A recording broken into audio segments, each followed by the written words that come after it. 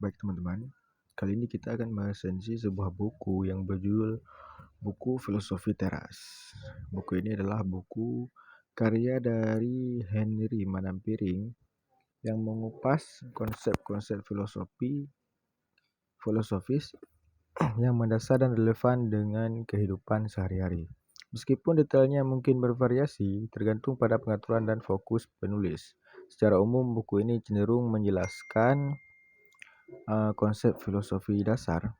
Buku ini mungkin memperkenalkan pembaca pada konsep-konsep filosofis dasar seperti kebenaran, keadilan, kebahagiaan, dan etika. Ini dapat melibatkan pemahaman tentang pemikiran para filsuf klasik seperti Plato, Aristoteles, Kant, dan lainnya.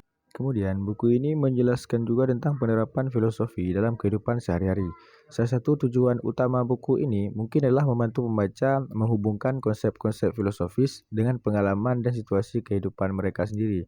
Ini bisa mencakup bagaimana mengambil keputusan moral, menemukan makna hidup, atau mengatasi konflik interpersonal.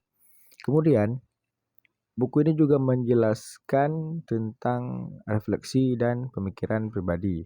Buku ini mungkin juga mendorong pembaca untuk merenungkan pemikiran mereka sendiri tentang isu-isu filosofis yang dibahas. Ini dapat membangkitkan diskusi internal dan memperluas pemahaman pembaca tentang diri mereka sendiri dan dunia di sekitar mereka. Kemudian, buku ini juga menjelaskan tentang kritik terhadap pemikiran kontemporer. Beberapa buku filosofi mungkin juga mencakup kritik terhadap pemikiran kontemporer atau tren sosial yang bertentangan dengan nilai-nilai filosofis yang dianggap penting. Dengan demikian, buku filosofi teras mungkin bertujuan untuk menjadi panduan-panduan praktis bagi pembaca untuk memahami dan menerapkan konsep-konsep filosofis dalam kehidupan mereka sehari-hari dengan fokus pada relevansi dan kemanfaatan langsung. Nah, selanjutnya akan kita bahas tentang kelebihan dan kekurangan buku filosofi teras ini, teman-teman. Kelebihan buku ini yaitu pada penjelasannya menggunakan studi kasus. Buku ini juga mungkin menyertakan studi kasus atau contoh konkret untuk mengilustrasikan konsep-konsep filosofis yang dibahas. Ini dapat membantu pembaca memahami konsep-konsep tersebut dengan lebih baik melalui aplikasi praktis dalam situasi kehidupan nyata. Selanjutnya, kelebihannya yaitu kesesuaian dengan pembaca awam. Penulis mungkin mengambil pendekatan untuk membuat konsep-konsep filosofis dapat diakses oleh pembaca awam yang tidak memiliki latar belakang filosofis yang kuat, dengan menghindari bahasa teknis atau jargon yang berat.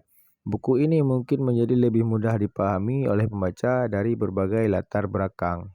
Kemudian, untuk kekurangan buku ini memiliki ketidakjelasan konsep-konsep yang rumit. Beberapa konsep filosofis yang kompleks mungkin menjadi kurang jelas atau sulit dipahami dalam buku ini. Penulis mungkin kesulitan dalam menjelaskan konsep-konsep tersebut secara sederhana tanpa mengorbankan kedalaman pemahaman. Kemudian, kekurangan buku ini juga memiliki ketidakkonsistenan atau wawasan terbatas. Ada kemungkinan bahwa buku ini mungkin mengalami ketidakkonsistenan dalam penyajian konsep-konsep filosofis atau mungkin memiliki wawasan yang terbatas dalam mengeksplorasi sudut pandang alternatif atau argumen yang berlawanan.